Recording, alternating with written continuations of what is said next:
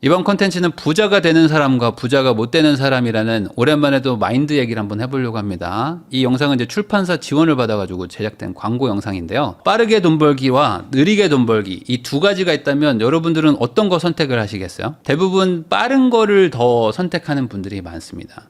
느리게 돈 번다? 이거는 뭔가 잘못된 것 같고, 빨리 돈 벌 수 있는데 뭐하러 느리게 돈 버냐? 라는 생각을 하는 게 자연스럽거든요. 이걸 제가 어떤 걸로 예시를 들려고 하냐면요, 이 제럴드 차이 주니어라는 사람이 있었고요. 워렌 버핏은 유명하죠. 근데 이렇게 두 명이 있었는데, 보면 제가 옆에 그 출생 연도를 적었습니다. 나이가 비슷하잖아요. 예전에 경쟁자라고 말하기는 좀 애매하지만 이 비슷한 시대에 촉망받는 펀드 매니저라고 말해도 뭐 무방할 정도긴 합니다. 워렌 버핏도 옛날에는 그 투자 조합을 만들어 가지고 일종의 펀드를 막 굴렸었거든요. 그래서 그 아마 수익률을 한 26배 정도를 맞는 걸로 제가 알고 있는데, 이 워렌 버핏이 젊을 때 이 제럴드 차이라는 사람도 아주 유명한 펀드 매니저였습니다. 근데 이 펀드 매니저가 왜 그렇게 유명을 했냐? 제럴드 차이의 실적이 좋았는데요. 7년간 285%의 수익률을 냈다고 합니다. 7년간 285%면 연평균 한 20% 정도는 수익을 낸 거잖아요. 이게 고도 성장주 위주의 공격적인 운용을 한 건데, 이 투자 업계에서 이 정도 수익률 낸다 그러면 완전 아이콘이 된 거죠. 그리고 지금보다 뭔가 투자 기법도 옛날엔 좀 덜 발전했었을 거 아니에요. 그러니까 완전히 그때 떠오르는 스타 매니저가 됩니다. 그래서 이분이 어디에 투자를 했냐? 사실 생각해보면요, 지금의 어떤 테슬라, 팔런티어 이런 거를 투자한 거예요. 이때는 워낙 옛날이니까 1950년대 말 60년대니까 뭐가 가장 그 혁신적이었을까? 재밌습니다. 뭐냐면 제록스 복사기. 예전에는 복사기가 없어가지고 어떻게 했냐면 다 손으로 막 그리고 막 그랬을 거 아니에요. 근데 이때 처음으로 제록스가 복사기를 만들어냈는데, 이게 선풍적인 어떤 그 시장의 게임 체인저가 된 거예요. 근데 이게 처음 나왔을 때는 몰랐겠죠. 아니, 복사기가 뭐에다 쓰냐, 이거 복사가 잘 되지도 않고 워낙 기계도 크고 막 그랬을 텐데, 이거를 투자를 합니다. 그리고 또 하나, 폴라로이드 사진기를 딱 이제 투자를 하는데, 폴라로이드도 오래된 역사가 있는 회사지만 그때 이제 신생 기업이었을 거 아니에요. 근데 이게 그때만 해도 사진을 딱 하면은 인화도 해야 되고 여러 가지 복잡한 게 많은데, 이거는 찍으면 바로 나오잖아요. 거기다가 이제 소형 사진기로 들고 다닐 수도 있고. 그러니까 이게 얼마나 혁신적인 기술이었겠어요.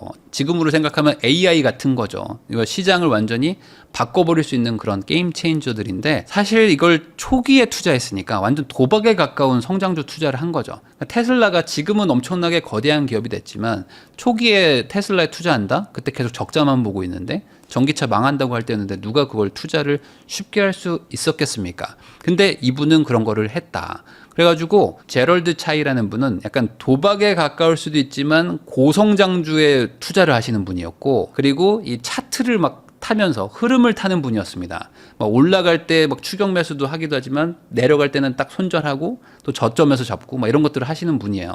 그리고 워렌 버핏은 뭐 다들 알지만 기업 가치 기반의 장기 투자를 하는 분이었죠. 자, 완전 반대에 가까운 투자 철학을 가지고 있던 이 두 분이 그 젊을 때 딱 그 뭐지 보면 부딪힌 거예요. 근데 이 제럴드 차이가 하는 거는 일종의 모멘텀 투자인데, 이 모멘텀 투자를 뭐 만들어낸 건 아니지만 대중화를 이끌었다라고 뭐 봐도 무방할 것 같은데, 이렇게 모멘텀 투자를 그때 하던 사람들이 어떤 사고방식을 가지고 있었냐, 이런 거였습니다. 주식을 샀을 때 그 주식과 결혼했다고 느끼고 싶진 않다. 그러니까 무슨 우정 결혼으로 여기고 싶은 거냐고 말하는 사람도 있겠지만 그걸로는 부족합니다. 가능하다면 불륜도 하고 하룻밤이나 이틀밤 정도를 지내는 것이 저의 취향이다.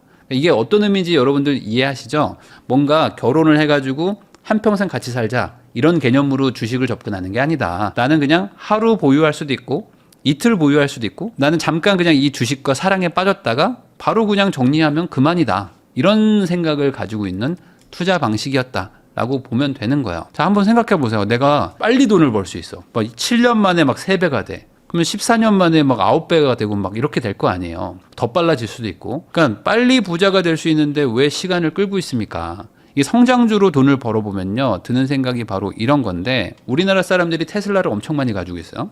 그리고 테슬라 레버리지도 많이 가지고 있습니다. 그런데 이런 것들을 보면서 이제는 순식간에 막 30% 50%가 오르지 않으면 느리다고 생각하는 분들도 엄청나게 많거든요. 우리나라 사람들이 유독 미국장에서도 레버리지를 많이 쓰잖아요.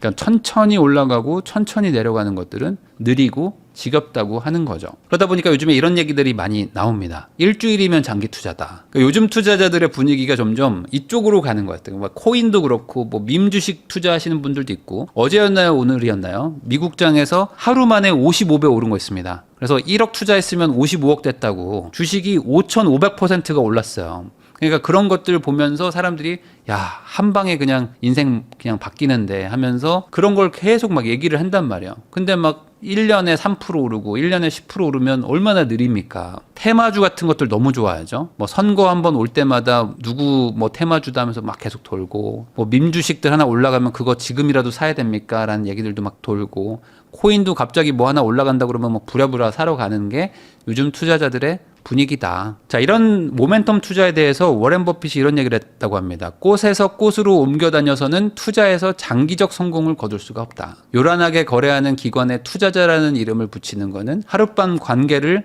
거듭하는 사람을 로맨티스트라 부르는 것과 같다. 그러니까 어찌 보면 모멘텀 투자를 좀 반박하는 거죠. 하루 이틀짜리 주식을 가지고 뭐 사고 팔고 하는 사람들한테 진정한 투자자라고 말하기는 어렵지 않겠느냐 라는 얘기를 한 겁니다. 자, 그러면 아까 그 제럴드 차이가 제록스, 폴라로이드 같은 당대 최고 막 고성장주, 어찌 보면 약간 그 리스크 있는 투자들을 막 했었는데 테슬라 같은 걸 막 샀다 그러면 이 워렌 버핏은 뭘 샀을까요? 완전 반대로 갑니다. 이분이 이때 샀던 게 뭐냐면 시즈 캔디라고, 지금도 아마 가지고 계실 텐데 아마 자회사로 아마 편입이 돼 있는 건데, 이거 미국 가면은 사오는 분들이 있거든요. 요렇게 그 막대 사탕이죠. 요거 그 카라멜로 돼 있어가지고 쭉쭉 빨아먹는 그 캔디를 만드는 시즈 캔디를 그때 이제 투자를 하고요. 네브라스카 퍼니처 마트라고 뭐 그 지방에 있는 가구점인데, 이 가구점에 이제 투자를 합니다. 워렌 버핏이. 자, 그러면 도대체 왜 시즈 캔디랑 네브라스카 퍼니처 마트를 샀냐? 이유는 간단했어요. 능력 있는 경영자가 운영하고 있기 때문에, 거기다가 사업 구조가 되게 단순해가지고 이해하기도 쉽고, 그리고 능력 있는 경영자가 운영하니까 앞으로 사업이 잘 될 일만 있을 것이다. 그러니까 이런 것들을 미리 사놓으면은 장기적으로 좋아지지 않겠느냐라는 단순한 투자 전략으로 접근한 겁니다. 거기다가 이 워렌 버핏이 이런 얘기를 해요. 1967년 10월 달에 투자자들한테 편지를 하나 보내는데, 버젓이 시장에 참가하는 한 저는 계속해서 경쟁할 수밖에 없는데, 투자라는 토끼를 쫓다가 평생 뭐 거기에만 전념할 수는 없다. 발걸음을 늦추려면 그만두는 수밖에 없다. 그러니까 이게 무슨 소리냐? 내가 1억 달러를 지금 굴려야 되는데 이상적으로 투자할 만한 좋은 투자처가 없다. 너무 비싸졌다. 기회가 잘 안 보인다. 이런 환경에서 굳이 투자를 해야 되냐? 근데 내가 만약에 투자 조합을 운영하고 있다면 기회가 안 보이는데도 투자를 해야 되잖아요. 그러니까 잃을 수도 있다. 그래서 이번에 그냥 투자 조합을 해산하겠습니다 라고 하면서 편지를 보내요. 너무 시장이 과열돼 있고 살 게 없다. 그러니까 해산하자. 주식시장이 과열됐을 때는 뭐 투자할 만한 기업이 잘 안 볼 수도 있는 거겠죠. 근데 이때도 고성장주들이 엄청나게 막 올라가고 있었던 시절이라고 합니다. 그런데 이때 제럴드 차이랑 워렌 버핏이 이제 다른 길을 가기 시작한 거예요. 요 갈림길에서 한 명은 계속 투자를 하고 한 명은 여기서 멈춘 거죠. 둘의 차이가 어떻게 결과로 나왔냐면은 제럴드 차이는 시장에 계속 남아가지고 성장주에 투자를 했다고 합니다. 그래가지고 그 마지막에 펀드를 운영할 때는 90%의 손실을 봤대요. 그러니까 그동안 엄청 스타 매니저로 잘 나가다가 막판에 한 방에 망해버린 거죠. 10분의 1 토막이 나버리니까 당연히 펀드는 뭐 와야 되겠죠. 다우지수가 그때 36%가 빠졌는데 펀드가 90%가 빠져버렸으니까 대실패를 합니다. 결국에 고성장으로 빨리 돈을 벌려고 했던 사람이 그 방법을 계속 반복하다 보니까 3분의 1 토막이 아니라 10분의 1 토막이 나면서 완전히 무너져 버렸다. 빨리 돈을 벌 수 있는데 왜 시간을 끌고 있냐라고 생각하는 분들은 빨리 버는 길을 가다 보면은 빨리 잃을 수도 있다. 더 많이 잃을 수도 있다라는 것도 꼭 염두를 해둬야 됩니다. 이런 짤들이 있어요. 뭐냐면 이제 시드 다 넣으셨죠? 네, 급등하길래 다 넣었습니다 라고 하고 이제 절벽에서 밀어버리는 짤이 있거든요. 이게 이제 한 방을 노리는 사람들이 항상 돈을 벌 때는 좋은데, 이 하락기가 한번 시작되면요 완전히 박살나 버린단 말이에요. 그러니까 레버리지라는 게 2배, 3배 돈을 벌 수도 있지만 2, 3배가 내려갈 수도 있는 거죠. 그러니까 결국에 돈을 빨리 벌려고 하는 게 중요한 건지 돈을 꾸준하게 버는 게 중요한 건지를 한번 생각을 해봐야 돼요. 절대 레버리지는 공짜가 아니거든요. 이런 것도 있습니다. 제목은 나의 계좌. 표정이 보이실지 모르겠지만 너무 힘들어하는 어떤 그 엄마와 그리고 그 엄마를 위로하려고 하는 아이의 모습인데 내 계좌를 보면서 뭐 이런 표정에 빠져 있는 분들도 있었단 말이에요. 이게 상승장 때는 이런 게 없습니다. 근데 하락장 때만 오면은 항상 뭔가 그 레버리지 아니면 좀 고위험 투자를 하던 분들이 이런 표정을 짓게 된다. 이런 짤도 있습니다. 돈을 가장 확실하게 벌 수 있는 방법은 뭘까? 출근하는 것이다. 이게 상승장 때는 돈 벌고 열심히 근로하는 분들을 약간 좀 무시하는 경향이 커지다가 하락장 되면은 역시 일을 하는 게 최고다. 라고 이제 다시 깨달음을 얻게 되죠. 이게 1960년대의 모습입니다. 그때 막 대공황도 오고 하면서 막 전반적으로 막 이 주가가 또 폭락하고 막 이런 일들을 겪으면서 과거에만 있었던 일이면 좋은데 여전히 반복되잖아요. 뭐 재작년에도 막 그런 일들도 있었고 뭐 10년 전, 20년 전에도 있었고 뭐 30년, 40년 전에는 없었겠어요? 계속 있습니다. 이게 왜 반복될까? 이 닷컴 버블 때 있잖아요. 닷컴 버블 때 워렌 버핏이 욕을 엄청 먹었습니다. 왜 이렇게 닷컴 기업들한테 투자를 안 하냐 할 때 워렌 버핏이 나는 이해가 안 된다. 왜 인터넷 기업들이 이렇게 주가가 높은지 잘 모르겠다. 그래서 안 하는 거다 하면서 그때도 이제 워렌 버핏은 나이가 많았기 때문에 너무 이제 노인이 돼가지고 감 다 잃었다. 감다 뒤 뭐 이러면서 워렌 버핏 막 비난하고 그랬는데 닷컴 버블이 딱 꺼지면서 역시 워렌 버핏이야 막 하잖아요. 그런 것처럼 이 닷컴 버블 시절 때 버핏이 강연 때 말한 게 있대요. 뭐냐면 한 석유 시굴자가 죽어가지고 천국에 가자 성 베드로가 이렇게 말했다. 천국에 갈 필요 조건은 모두 갖췄지만 석유 시굴자들이 지낼 우리가 너무 꽉 차가지고 네가 들어갈 데가 없다. 라고 했더니 그 시굴자가 손을 모아서 나팔처럼 만들고는 지옥에서 석유가 발견되었다라고 외치고 우리 안에 있던 시굴자들이 모조리 뛰쳐나갔대요. 그러니까 석유가 발견됐다라고 하니까 사람들이 그냥 무지성으로 막 나간 거예요. 자, 그래가지고 다 나가니까 이제 그 성 베드로가 야, 머리 좋다. 너가 이제 자리에 들어와도 돼. 편하게 쉬어라. 라고 얘기를 하니까 이 석유 시굴자도 자기도 어차피 그 고 레버리지 고위험 투자하던 사람이잖아요. 잠깐 생각하다가 아니요, 저도 가겠습니다. 소문도 가끔은 진짜일 때가 있거든요. 자기가 소문냈지만 자기가 결국에 그 소문에 취해가지고 사람들을 따라갔더라. 뭐 이런 그 바보 같은 일화를 빗대어가지고 얘기를 한 겁니다. 그러니까 이게 무슨 소리냐? 소문이 진짜일 수도 있다라는 소문이 진짜라는 걸 믿는 사람들도 있다는 거예요. 이게 정말 시장에 없을 것 같지만 있다. 그러니까 올라갈 것 같다라는 얘기, 잘 될 것 같다라는 얘기만으로도 투자를 하고 그 투자가 아무 근거 없이 가격을 상승시키고 그 가격이 상승한다는 이유만으로 또 투자하는 사람들이 반복되고 그게 버블을 만드는 것이다. 독일 철학자죠. 헤겔이 이런 얘기를 합니다. 인간은 역사로부터 아무것도 배우지 못한다는 것을 역사로부터 배웠다. 그래서 역사는 반복된다라고 우리가 짧게 이해하고 있는 게 바로 이 문장 아니겠어요. 인간은 역사로부터 아무것도 배우지 못한다. 역사는 반복된다는 거죠. 과거도 현재도 미래에도 계속 반복이 된다는 겁니다. 자, 그러면 어떻게 하라는 거냐? 이해되는 쉬운 투자를 하라고 이 책에서는 얘기를 하고 있거든요. 버핏도 과거에는 쓰디쓴 실패를 몇 번 맛봤다고 합니다. 그리고 이제 버크셔 해서웨이가 지금은 뭐 한 주당 뭐 몇 억 하는 그런 아주 황제 중에 황제주가 됐지만 이 버크셔 해서웨이가 원래 그 섬유 회사인데 버핏이 투자를 잘못해가지고 이 기업이 사실상 뭐 망한 거나 마찬가지예요. 근데 이거를 그냥 투자회사로 이제 바꾼 거죠. 그러니까 버핏도 실수를 안 한 건 아닌데, 뭐 US 에어 같은 기업도 사가지고 뭐 이렇게 이익을 뭐 번 적도 있지만 버크셔 해서웨이 같은 걸 사가지고 막 손해를 본 것도 있단 말이에요. 그러면서 버핏이 깨달은 게 있답니다. 뭐냐면 눈앞의 가격과 가치의 차이가 크다고 하더라도 사업이 어려운 거, 그러니까 대세적으로 망할 수밖에 없는 상황인 거에다가 투자를 하는 거는 어렵더라. 아무런 문제도 없는 유망한 사업을 그럭저럭 괜찮은 가격에 사야지만 번거롭고 가격이 저렴한 사업보다 훨씬 좋은 성과를 거둘 수 있다. 사업이 아무리 멋지든 뭔가 뭐 혁신적이든 뭐 이런 것들을 투자하는 게 좋아 보이겠지만 사실 더 좋은 투자는 그냥 누구나 굴릴 수 있고 워렌 버핏이 그런 얘기 하거든요. 바보라도 운영할 수 있는 회사가 가장 좋은 주식 투자처라고 하는 얘기가 있어요. 그것처럼 그냥 쉽게 잘 돌아가는 거를 운영하는 사업군에 있는 그 회사를 경영자가 좋은 사람이 그걸 하면 되는 거 아니냐. 그게 가장 좋다. 그러니까 용을 피하면은 용을 죽이는 것보다 훨씬 좋다라는 어찌 보면 간단한 진리를 이 사람이 이제 젊을 때 투자 실패를 통해서 깨달았던 거고, 굳이 많은 문제를 끌어안은 골치 아픈 사업이나 앞날을 내다볼 수 없는 사업에 투자해가지고 위험을 감수하느니 내가 잘 알고 깊이 이해하는 사업, 쉬운 사업에 투자하는 것이 좋다. 이 워렌 버핏이 애플 투자를 안 하다가 아이폰이 어느 정도 조금 이제 안정기가 되고 나서부터는 애플 투자를 엄청나게 많이 합니다. 그래서 사실상 애플 투자로 큰 부자가 된 분이 워렌 버핏이에요. 근데 이 워렌 버핏이 초기엔 투자 안 했거든요. 안 하다가 확실하게 아이폰이 시장을 장악하는 것을 보고 그 다음에 투자를 해가지고 초장기 투자를 하시면서 엄청난 부를 또 쌓았다.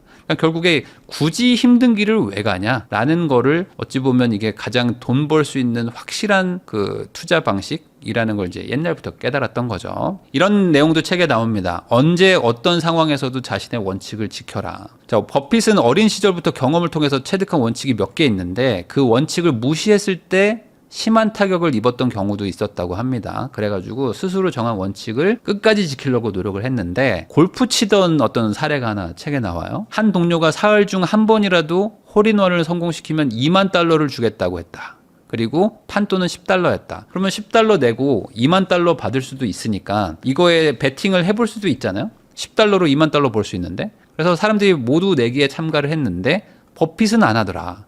아니 $10가 없어서 참여를 안 한 게 아니고 내 원칙은 돈이 되지 않는, 그러니까 황당무계한 확률에 베팅하지 않는다라는 그 원칙을 가지고 있어가지고 $10도 안 쓰겠다라는 그런 원칙과 규칙을 철저히 지켰다는 어떤 사례입니다. 그러니까 이런 것들이 언제나 원칙을 지켰기 때문에 그게 항상 어떤 위기나 이런 거를 또 피해갈 수 있었던 원동력이 된 게 아닌가 라는 생각도 좀 듭니다. 자, 능력을 키우는 것보다 능력의 경계를 알아라. 이런 내용도 책에 나오는데요. 가장 중요한 건 자신의 능력 범위를 얼마나 넓히느냐가 아니라 능력의 경계를 얼마나 분명하게 결정할 수 있느냐의 차이다. 자기 능력으로 감당할 수 있는 범위를 정확하게 파악하면 투자는 성공한다. 범위가 다른 사람보다 5배 넓으면서도 경계가 모호한 사람보다 훨씬 부자가 된다.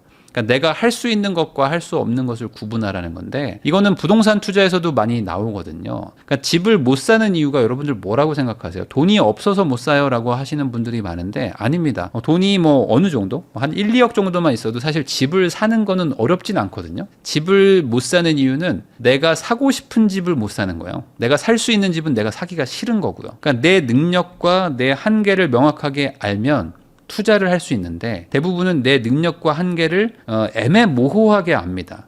그러다 보니까 내가 가지지 못하는 물건을 내 거라고 상상하니까 나는 저거를 못 사요. 그러니까 내 능력을 오판하고 나한테는 불가능한 물건을 계속 보다 보면 어떻게 하냐? 그 가격이 내려오기를 기대하게 되거든요. 그러면 그게 내려와 주면 좋은데 내려오지 않고 더 올라갈 수도 있잖아요. 그렇게 되면 더더욱 그때라도 무리해서 살 걸 하는 생각에 더더욱 옆에 있는 내가 살 수 있는 집을 안 사게 되는 이 악순환의 고리가 연결되기도 하거든요. 이 부자 되는 방법은 모두가 알지만 사실 따라하지 않을 뿐이라는 얘기도 있잖아요. 그러니까 부자 되는 방법이 뭐가 특이하거나 뭐 대단한 어떤 숨겨진 비법 같은 게 있는 게 아닙니다. 대다수의 사람들이 알고 있고 되게 지루한 길을 가는 게 부자가 되는 방법인데 그게 지겹고 싫다 보니까 지름길을 찾으려고 하죠. 그래서 아마 이 유튜브 쪽도 마찬가지인 게 지름길을 알려주겠다, 한 방에 부자 된다 이런 것들 있잖아요. 뭐 1년 만에 뭐 10배 벌기 이런 것들은 되게 조회수가 많이 나오고 사람들이 좋아합니다. 근데 찬찬히 저축하세요. 열심히 돈 모아가지고 아껴 쓰고 여행 가지 말고 차 사지 말고 좀 돈 모아가지고 착실하게 천천히 갑시다 하면은 되게 싫어합니다. 근데 이렇게 지름길을 찾아가지고 간 사람들이 성공하는 경우도 있어요. 근데 이렇게 가는 게 뭔가 되게 빨라 보일 거예요. 근데 길게 보면은 그걸 항상 성공하고 거기서 실패를 하지 않아야 되는데 잘 되는 사람들은 항상 그 잘 되는 방식으로 크게 당하기도 합니다. 그러니까 결국에 내가 길고 오래 가는 방법을 찾는 게 중요하다. 그런 것들을 정석이라는 단어로 표현을 합니다. 자, 제럴드 차이라는 사람도 시대를 풍미했던 사람이었고 워렌 버핏이라는 분도 그 시절 당대에 되게 잘 나가는 펀드 매니저였는데 두 사람의 인생의 어떤 그 굴곡은 그 뒤로도 많이 달라졌겠죠. 그러면 도대체 우리는 어떤 것들을 선택을 해야 되는가? 결국에 원칙을 지키고 내 능력의 한계를 지키고 결국에 나는 내 능력을 알고 내 원칙을 지키면서 내 능력의 한계를 정확하게 구분해서 그 안에서 정석적인 투자를 한다. 이거야말로 가장 부자 되는 빠른 길이 아닌가라는 생각이 듭니다. 이 책은 워렌 버핏 삶의 원칙이라는 책을 가지고 제가 얘기를 여러분들한테 한번 설명을 드렸고요. 관심 있는 분들은 그 책을 한번 찾아서 보시면 더 좋을 것 같아요.